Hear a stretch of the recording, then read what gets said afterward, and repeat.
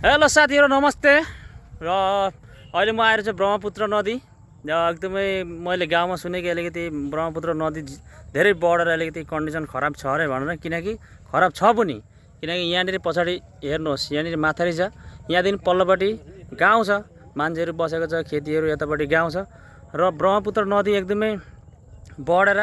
यो माटो पुरा एकदम परसम्म थियो भत्काउँदै यहाँसम्म आइपुगिसकेको छ त्यो पनि यहाँनिर हामीहरूको गभर्नमेन्टले यतिको व्यवस्था गरिदिएको छ किनकि यो बहुत राम्रो गर्छ यसले गर्दाखेरि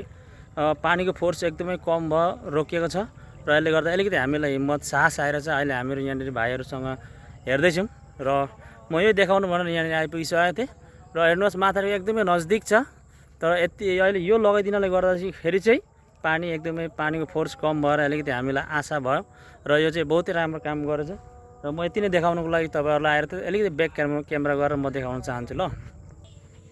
ए फ्ल्यास लाइट पो जलिरहेको छ यहाँ हेर्नुहोस् ब्रह्मपुत्र नदी बढेर पुरा फुल अनि यहाँनिर भाइहरू आएर छ रोशन भाइ र यहाँहरू एकजना भाइ हैन भाइ अहिले यो बस्ता लगाइकिन एकदम राम्रो लाग्दैछ हैन अहिले गडा लागेको छैन भन्ने खालको खबर सुनियो अलिकति कम्फर्टेबल फिल भयो हामीलाई बस्दास्तिकै अलिकति राम्रो लाग्यो किनकि हामीहरू पनि गाउँ यही माथारी पल्लोपट्टि हो यहाँनिर मेरो पनि यही माथारी पल्लोपट्टि हो र यो यसरी पानी आएर यसरी भत्काएर यो माथारी भत्काइदियो भने त पानी त ब्रह्मपुत्र नदीको सबै हाम्रो गाउँतिर जान्छ